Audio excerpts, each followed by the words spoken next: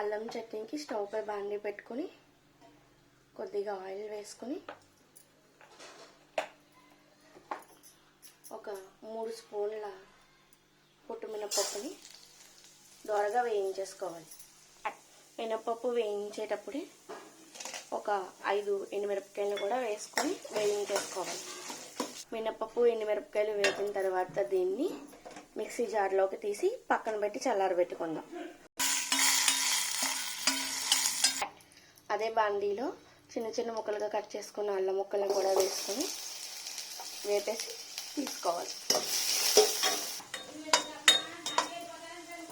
అల్లం బాగా వేగిన తర్వాత స్టవ్ ఆఫ్ చేసుకుని దీంట్లోనే వెల్లుల్లిపాయ రెబ్బలు, పులుపుకి సరిపడగా కొద్దిగా చింతపండు వేసుకొని, అలాగే స్వీట్కి సరిపడగా చిన్న బెల్లం ముక్క, రుచికి సరిపడినంత ఉప్పు వేసుకొని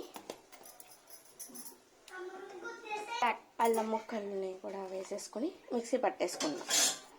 మనం ఇలా మిక్సీ పట్టేసుకున్న దాన్ని తాలింపు వేసుకుందాం. స్టవ్ పై పాన్ పెట్టుకుని కొద్దిగా ఆవాలు, కొంచెం జీలకర్ర వేసుకుని దీంట్లోనే కొద్దిగా కరివేపాకు వేసుకుని